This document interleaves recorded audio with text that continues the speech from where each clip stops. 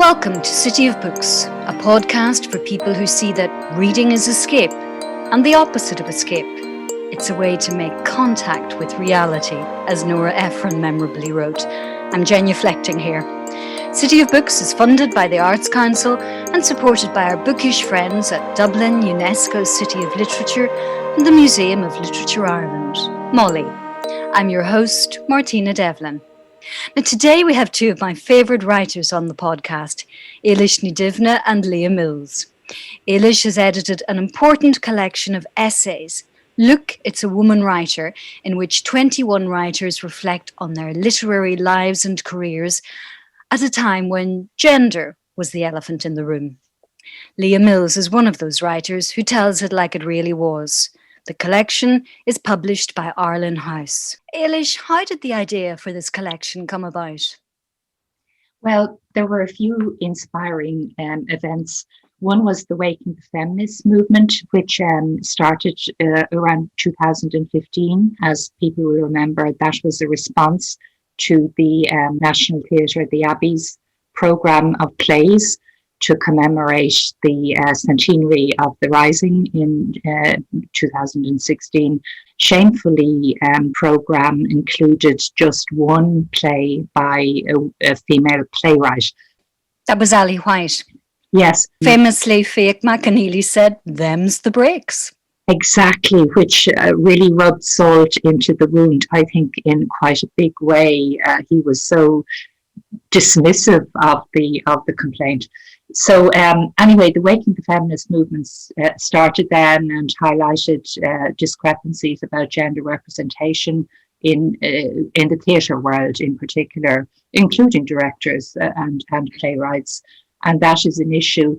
But it seemed to me at that time that the battle they were fighting was one that had already been fought long ago in the 1980s by writers of my generation, when we were protesting against the underrepresentation of the woman's voice in Irish fiction and poetry and plays in literature in general. And I thought, gosh, it's as if this has almost been forgotten about.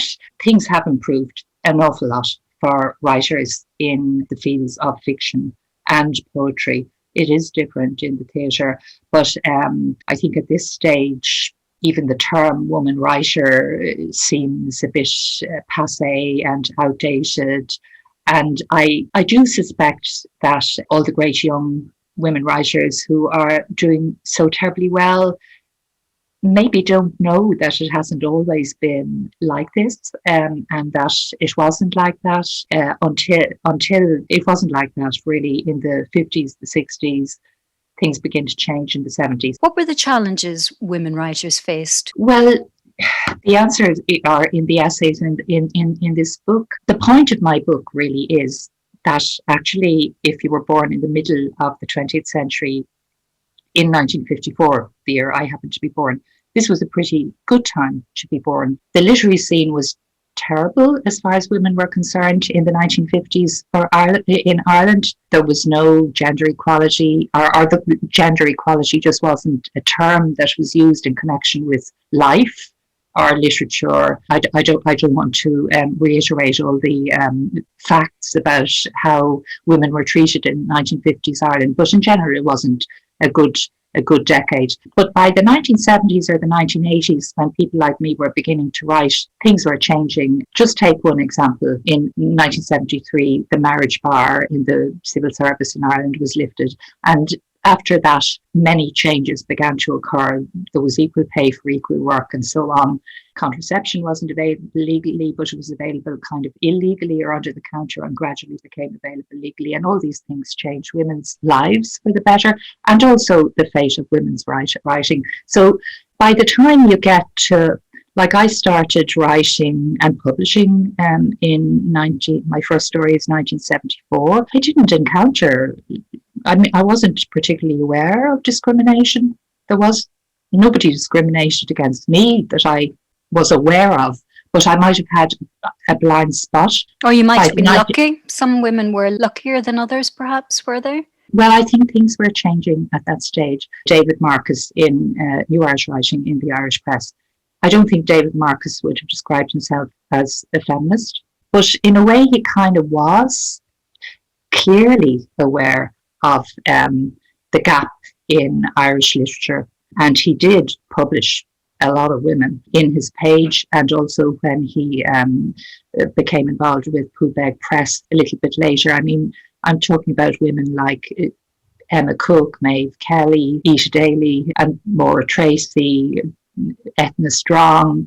All these women were published by David Marcus and Poolbeg Press. They're collections of short stories and so on towards the end of the 70s. By the 1980s, you're getting, you get Ireland House in 1975, a woman's only press established in Ireland. A little bit later, Attic Press. These are publishing houses which are welcoming women's voices and women's writing and publishing them exclusively. Now, plenty of backlash against that and critique and so on and so forth from the literary establishment in general, but they were doing it. Then the other publishers sort of cotton on and realize this is something that's happening now. We're encouraging women to write. We're looking for women writers.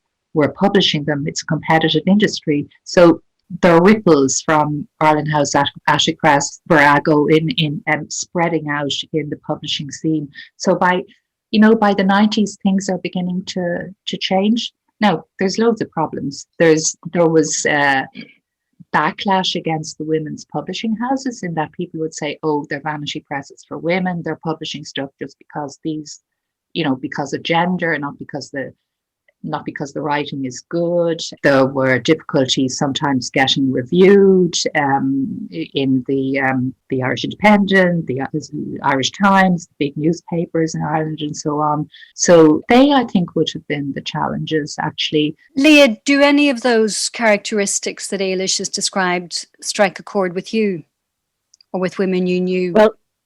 Well, with women, I'm just thinking about the book, actually, and Celia Dufresne tells a very telling story about sending some of her early poetry to a publisher who wrote back to her and said that the two poems she had sent were not the proper subject of poetry.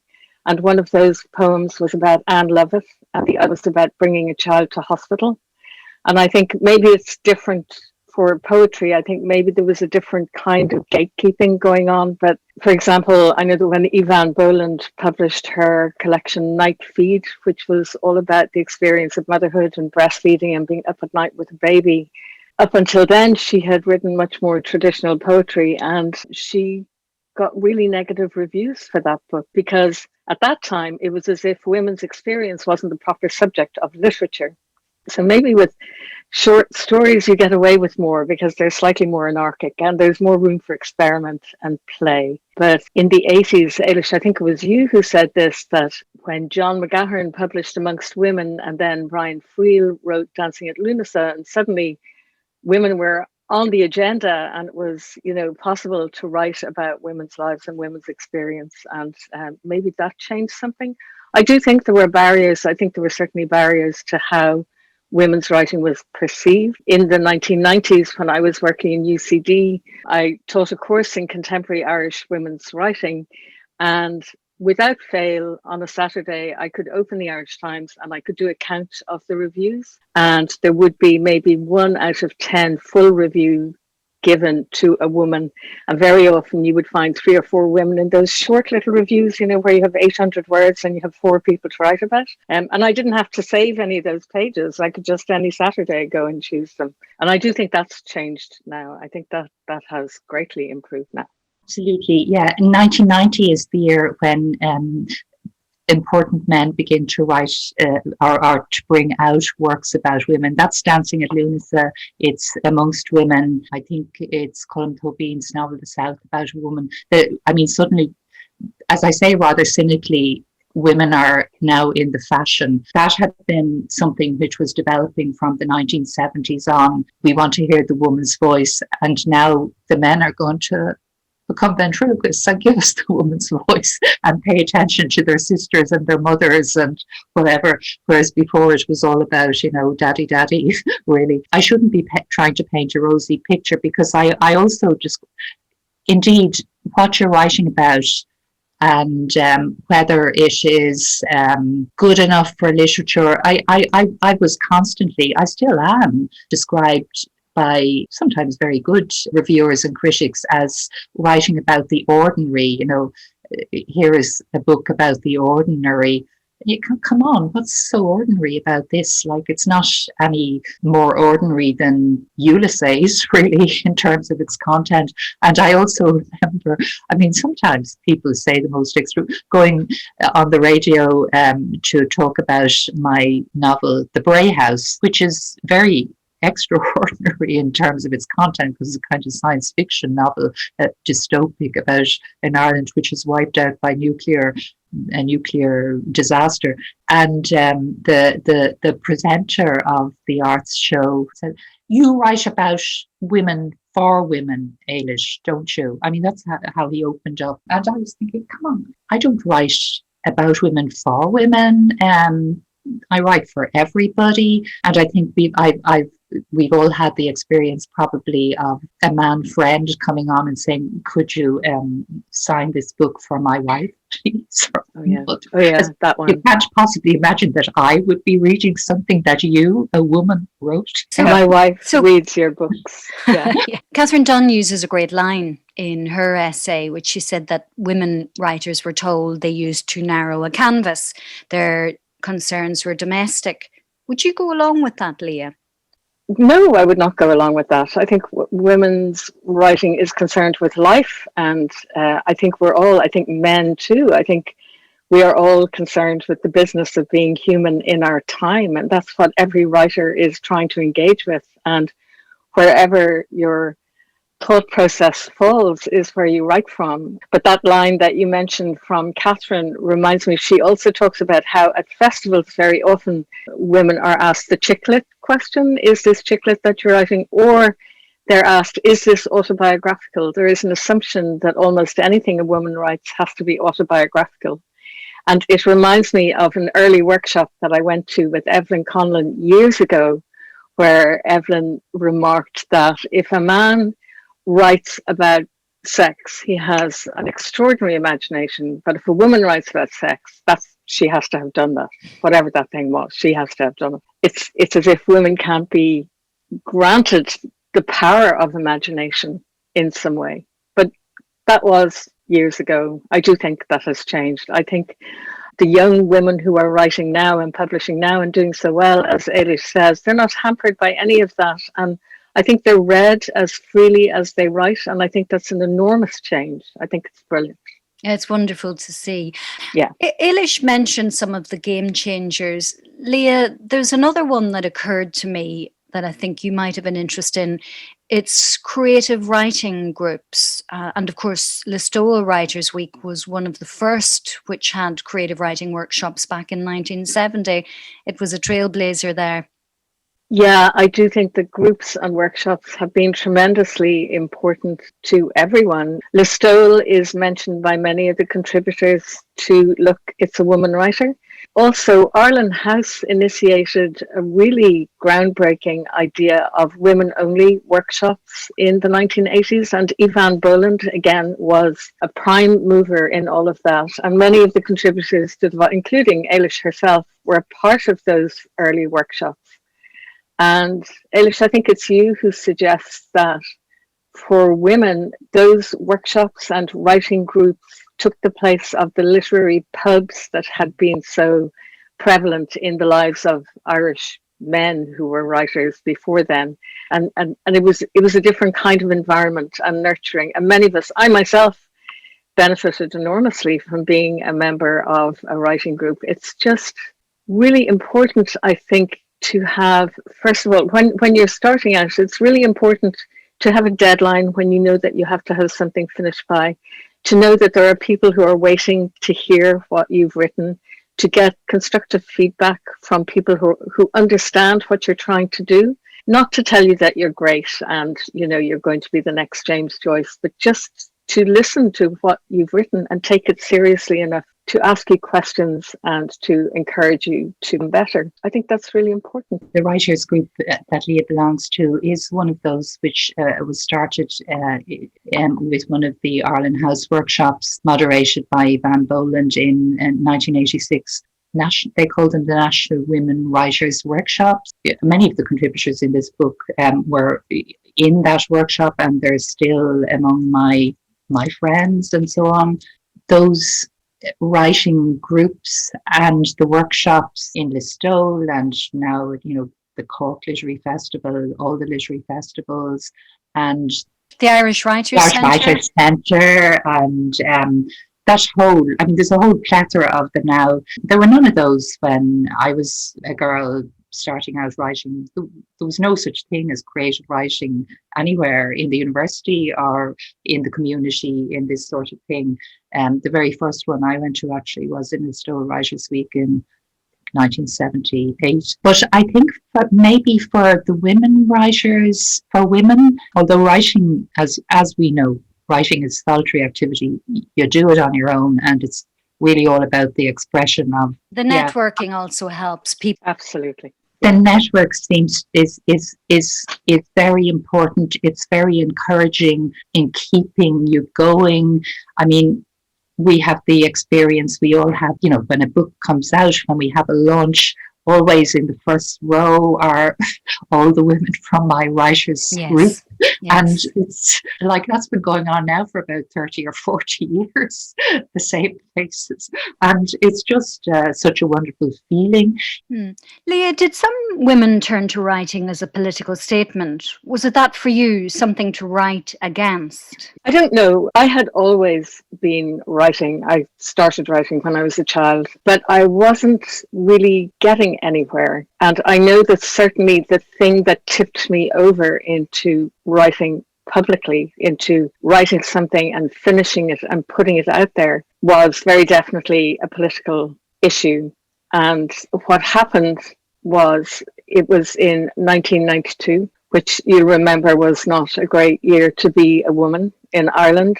There was a series of really high profile rape and murder cases. There were rape camps in Bosnia that nobody seemed able to do anything about, even though everybody knew it was happening. And in Ireland, we had the X case. And one Saturday morning, I was sitting in a friend's kitchen and we were just chatting and reading the paper, and kids were playing outside, and it was a sunny day, and everything was just really comfortable and easy. And I found myself reading an account in the Irish Times of a rape trial that was ongoing at the time. And the defense counsel was quoted as referring to the mere question of consent. And that just brought me up short. I thought, well, what other question is there? That is what it's all about, consent. So I said this, and an argument started, and it occurred to me that in Ireland, a person who has been raped isn't entitled to legal representation in the courtroom. They are there in the capacity of witness. And it struck me, because I was thinking about this defense counsel in very uncharitable terms, it has to be said. And I thought, here's this person who is highly educated, highly qualified, highly trained, and not incidentally highly paid, whose job it is to make this witness sound like a liar. And I thought, it's just so skewed. The whole system is so skewed. And at the time, there was so much happening in the media. There were so many arguments. There was so much shouting and posturing. And because of the X case, because abortion was on the radar again, everybody was adopting really, firm positions about this and that. And nobody seemed to be listening to what anybody else was saying. And nobody seemed to want to listen to what anybody else was saying. And it occurred to me that that is actually what fiction does. It invites a reader to just come in and experience what a character experiences and leave their preconceptions and their prejudices behind. And it's that really osmotic power of fiction to draw a reader into another world and go to places where they wouldn't otherwise go. And I thought there has to be a novel that explores some of these issues and expresses something of what a person who has been raped feels. And it was at that moment that the character who would become Alice in Another Alice, my first novel, just seemed to stand up in my mind and wait to see what I would do next. Now, if you had told me up until that moment that I would write a novel about sexual violence, I would have thought you were insane. I'd have said never, I couldn't possibly do such a thing. But I knew I could. So I had to. And so to me, that is the moment when I really became a writer, because up until then, I had been trying to avoid, I think, saying certain things. I had been evading issues that really mattered to me because it didn't seem safe to write about them. So when the story was more important than trying to protect whatever people might think about me or how people might read what I wrote. So to me, that's when I became a writer, because I committed myself to writing that novel and finishing it, no matter what it would cost me. And actually, as it happened, it cost me nothing, because the response that there was to that book was nothing like what I expected. I had letters from people, both men and women, although mostly women, who wrote me letters that said things like, "It's as if you were there when X or Y happened to me." And that was more validation than I could ever have hoped for. And I realized that when you write, what a reader finds on the page is not you. That's not you on the page. A reader finds themselves if they're open to it. That was a bit long-winded. It wasn't. It was fascinating. Do you remember that novel, Ailish? Yeah, I remember the novel, that wonderful novel. And I think Leah has described very articulately and perfectly exactly how the impact that a work of fiction can have by comparison with, the news and the macro picture, in a way, by homing in on the individual and the intimate experience. You have so much more impact on people's emotions. The personal becomes universal. The personal becomes universal. I think in terms of writing from a political point of view, that in the 80s and the 90s, almost all writing by women was political. The personal is political and the literary is political at that point. And I think I and other women in the anthology had the experience of believing, after the discovery of feminism, cultural feminism, what I like to call literary feminism or cultural feminism, that they were no longer writing just purely for their own sake. So they were writing as part of a movement and a cause. And that was very strong incentive to go on writing. Now, an aspect of this book, and something that surprised me maybe, is that nearly all the writers say they started writing when they were children. They were interested in reading and they wanted to write and so on. It crossed my mind that I bet it was always like that for girls who were kind of bookish girls. Some of them start, but an awful lot of them didn't go on. I think the difference for our generation is that if you had that bug or gift or desire, that because of literary feminism and the way things were changing, that you went on. I mean, I felt after I found out about feminism, which wasn't until about 1984, 85, that, yeah, it's not all about me anymore. Ailish, tell us about some of the essays. There are 21 essays, plus the foreword by yourself, Martina, and an afterword by the publisher Alan Hayes. Poets, fiction writers, some playwrights, some writers who write in Irish, and writers who write in English, some from the north and the others from down here. All the essays they're very different. Some of them more aware of, write about political context and feminist context and so on, like maybe Catherine's essay or Evelyn Conlon's or Leah's. Others are simply entirely personal accounts of how the writers became interested in writing and their own experiences of being writers over several decades.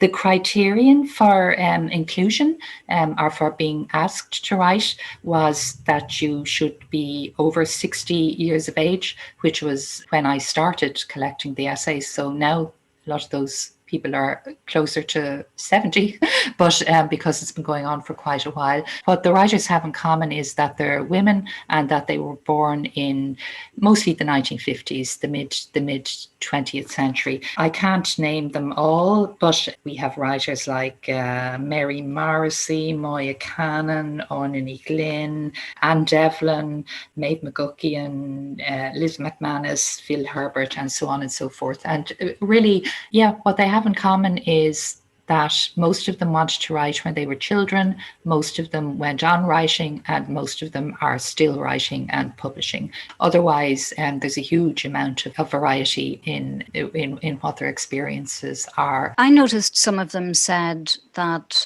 the reason they hadn't published more was because family issues got in the way. They put their families above their need to write. Yeah, Marita Wood says that, and maybe one or two others did, yes. Yeah, and we can imagine that in the past that would have been probably one of the major obstacles to women writers. A woman with mothers, if they had lots of children, lots of pregnancies, we're not going to have a huge amount of time to write. I would have thought that the majority of the writers in this book are mothers, and they did it anyway. Or they wait, there's a postponement sometimes till the kids have grown up a bit or gone to school at least. So there's a gap in the publishing history sometimes. Would you find that, Leah? Well, it's hard. Writing in itself is hard, and it's very hard if you have small children, especially if you're working as well. And there are all these different calls on your attention. Mary O'Donnell also writes about this in a different context, in the context of caring for an older parent and the demands that are made on you.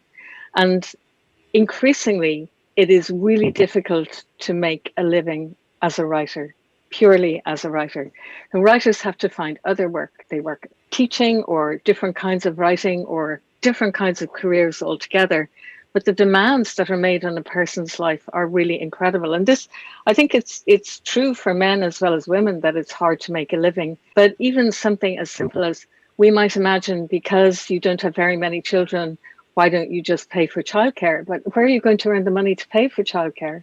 And where are you going to sometimes get the energy? I know when I wrote Another Alice, my children were young and I would put them to bed at 8 o'clock and I would write through the night. And I think you get a whiff of that midnight kind of atmosphere off the pages of that book. Mary O'Donnell also talked about the exclusion of women from the canon, from anthologies, from being taken as seriously as men. Well, I can talk a little bit about my academic experience. When I came back from living in America in 1990, I was doing an MA in Women's Studies. It was the first year of the Women's Studies program in UCD, which was founded by Alva Smith, who many people mention in the anthology as an enabling figure, along with Jessie Lendenny, who has to be mentioned. People who are actively involved in making women visible in the culture on all kinds of levels. So I was in the library one day and I found this really slim little volume of poetry by a poet called Catherine Tynan, who lived in the early 20th century. And I looked through these poems. I had never heard of Catherine Tynan, and yet on the shelf there were several volumes of poetry that she had written. So I took down Ernest Boyd's Literary Renaissance. I can't remember the exact title of the book, and it doesn't have an index, but I looked through the list of writers that he mentions. I left UCD in 1999, and the last task that I had to perform there was I co-curated a conference entitled Celebrating Irish Women's Writing. And it was a really massive event. We had more than 100 writers taking part, 65 academics. It took place in venues all across the city. This is a time when there weren't that many festivals, and it felt extraordinary. And it was like being carried on a wave of excitement. And we thought, we're never going to go away. And yet, 15 years later, Waking the Feminists happened. And as Eilish said, the women who rightly complaining about the lack of female representation in the programme of the Abbey Theatre didn't seem to know anything about any of the writers who had taken part in this conference just 15 years before. And it was the same with the centenary celebrations in 2016 when women's history was being discovered and talked about. And there was so much excitement to discover that all of these women were so dynamic and energetic and engaged politically and active and not settling for second-class citizens. And again, I heard people say over and over again, we'll never forget these women. They're brilliant. And yet historians, feminist historians, had been doing that work already in the 80s and the 90s. Margaret Ward. We had historians like Margaret McCurtain, Margaret Ward, Mary Cullen, Rosemary Cullen Owens, and Maria Luddy, who all wrote about women's history. And they had been completely forgotten in such a short space of time. And I think what happens is that for each generation who have to work on this reclamation, the kind of work that Eilish has done with this anthology, the next generation then thinks it's all sorted. There's no problem. And we don't have to deal with this anymore. And we'll just get on with our lives. But then the generation afterwards discovered that we've fallen backwards again. And that just seems to keep happening. Why does it matter so much to remember these women, Eilish? It matters because they existed, because they wrote about life as they knew it at the time. It's part of the history, our history as people and a nation, and universal history. It has to be remembered. There is a sense in which we seem to keep kind of reinventing the wheel, and every second generation thinks that they're the first ones who have ever, look, it's a woman writer. I've noticed for the first time there was a woman writer way back there in 1916 or in 1980, as it would be. But I think this time there is a change. Why? This is the reason. A common theme in the book, in many of the essays, is all the women who were studying English literature often because they wanted to become writers, and that's what you did in the old days when there was no creative writing or anything. I came to college, there was one woman writer, one book by a woman on the curriculum over 3 years. The whole canon was totally dominated by male writers. That has changed. The university has changed. The canon has changed. There's no lecturer or professor in an Irish university these days, I hope, who would get away with giving out a book list which consisted exclusively of works by male writers. That has changed. I think the canon is changing, and I can't see it going back. There is a lot of work to be done on statistics as far as publications by women in Ireland is concerned. I tried to do a little bit of work on this myself, very superficially, just using entries in the catalogue of the National Library. As you know, probably the National Library's policy is to get every book by an Irish author or every book published in Ireland. There is no discrimination as far as gender is concerned, and really I don't think there ever has been much as far as the library is concerned. I went through the entries for 1960. About 25 to 30% of the books were by women. By the time and that's all books, I wasn't able to distinguish between fiction, literature and non-fiction books. By the time you get to the year 2000, over 50% of the books are by women. I mean, there are facts that have simply changed. So women are standing on the shoulders of other women. They're standing on the shoulders of other women, actually, yeah. And I suppose in a way, I'm the granny generation. You want to say you're standing on the shoulders of us, and that's why I got this book together. Come on, girls, it didn't just happen, and it's easy to forget about us, all right. But I think by putting books like this in place, it's at least the book is there. At least the book is there. Leah? I think another big change is that another thing that comes across in spades from the book is that many of the women, when they went to college, they found that as students of literature, the majority were women, but the vast majority of the lecturers were men. And that is another thing that has changed. And because of the interest of, I have to say, mostly, it seems to me, female academics, but there are male academics too, who are genuinely interested in women's writing and who bring women's work onto the curriculum. And I think that is really key for surviving to other generations. And I think it's really generous and important work that is done at that level of bringing text to students' attention and introducing new writers to generations of students instead of always rounding up the usual suspects and giving us the same old stale idea of what Irish literature is. It's not that. And is the term woman writer obsolete now, Leah? Well, it's a vexed question, isn't it? I think it's Mary O'Malley who talks about the diminishing power of the term woman writer, and it is a diminutive term. We don't talk about men writers. It is a fact. I am a woman, I'm a writer. I don't think of myself as a woman when I'm writing, but you write out of your own experience, and my experience of the world is the experience of a woman. I think it shouldn't be noted, or if it is noted, then maybe we should be affixing the term men to men writers. But the whole notion of gender is so fluid and changeable and contentious even at the moment. It would be great if we could just step out of it and move on, leave it behind. Eilish, how do we account for writers such as Jennifer Johnson, Edna O'Brien, Kate O'Brien, Mary Lavin, who somehow managed to negotiate this hostile world that you've described? That's a very good question. And of course, I'm not saying because it's factual that there were no women writers or women writing before the 1970s or the 1980s. There were, and there were very successful writers who were women, like the ones you've mentioned, Mary Lavin, Edna O'Brien, obviously, Kate O'Brien, and so on. They were fewer, is what I would say.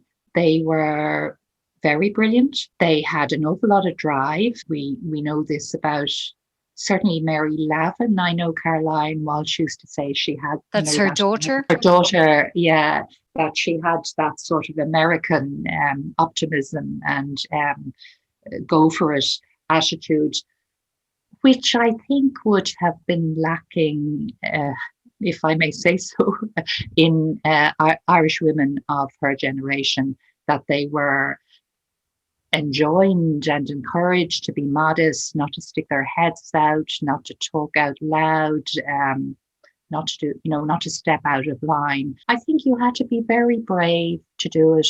I mean, look what happened to Edna O'Brien. How encouraging is that for a young Irish girl interested in writing to see how she was talked about and what happened to her when her fantastic first novels, The Country Girls, came out. My goodness. She lived in England. I think that might have been a useful place to be if you were an Irish writer. Certainly if you were daring to even suggest anything, to write a sentence about sexuality. Kate O'Brien also lived abroad for quite a lot of time. But they certainly, although they were banned here, their works, Kate O'Brien's, some of her novels were banned. Edna O'Brien's were obviously banned. Mary Lavin was never banned. Why was that? I think it's because she wrote short stories. Some genres are more banned than others. Poetry was hardly ever banned. I don't think The Midnight Court, Frank O'Connor's translation of Brian Merriam's long poem, was banned. But I think that might be a unique example of a poetry book being banned in the history of censorship in Ireland. Works in Irish were never banned. Never banned. They were also very seldom written by women, by the way, but that's another story. Eilish, you have an amazing statistic in your introduction that in the year you were born, which you say was 1954, 300 books were banned in Ireland. Yeah, that seemed to be a great year for banning, 1954. And again, this was one of the triggers for this book. I mean, when I thought about the year of my birth as a year for, a baby writer to be born, it seems like the very worst year you could possibly imagine in the history of Ireland. But it kind of reached a nadir, the censorship at that point, and it begins to tail off a bit. So, I mean, by the end of the 60s, very few works of literature are being banned in Ireland. Can you remember any of the books which were banned in that year? Probably included things like Catcher in the Rye. I mean, it didn't have to be an Irish book to be banned. Lolita obviously was banned. Leah, there's an afterword by publisher Alan Hayes, which gives some context that I find fascinating. And also something lovely about this book is the images. The jackets are included in colour of all the contributors' books, but also some important books in the history of publishing. I'm really glad you mentioned the images. I think they're a fantastic addition to the book. They were a great idea. Alan Hayes, the publisher, has contributed all of these images where he's included the book covers of the contributors, and also he's written this extraordinary history of feminist publishing from 1970 to 2020, and he covers the inception of Ireland House and Attic Press and the Women's Education Bureau. And he's included small little vignettes about Margaret McCurtain, Evan Boland, their contribution to feminist publishing, which a lot of people wouldn't realize about Evan actually is what an activist she was. And also, of course, her incredibly important lip pamphlet, A Kind of Scar, the woman put in a national tradition, which was an eye-opener, I think, for very many people.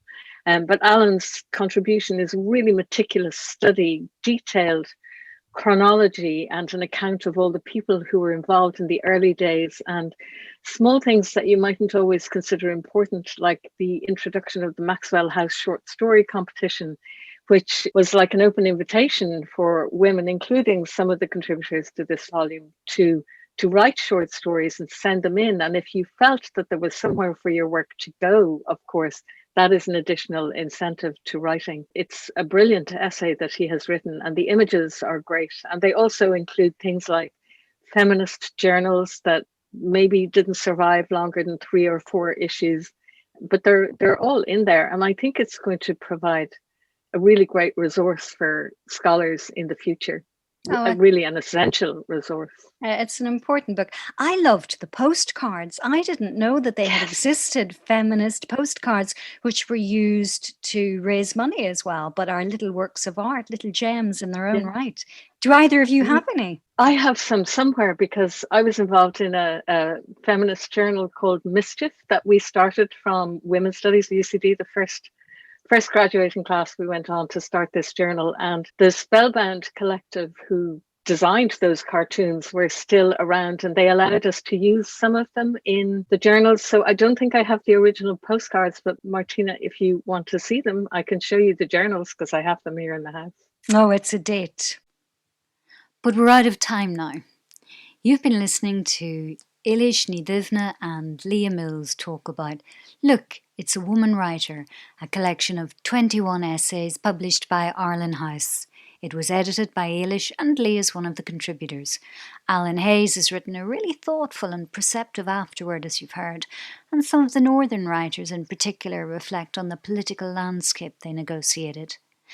Overall, the book offers a fascinating picture of the country's evolving literary landscape, and I was honoured to write the foreword. So, this is me, Martina Devlin, saying goodbye for now from City of Books, with thanks to the Arts Council for supporting the podcast, and Dublin UNESCO City of Literature and the Museum of Literature Ireland, Molly, for their backing. Our music was composed especially for us by Dara Dukes. If you like the podcast, do subscribe, it's free. Check out our earlier episodes and maybe leave a review if you're feeling generous.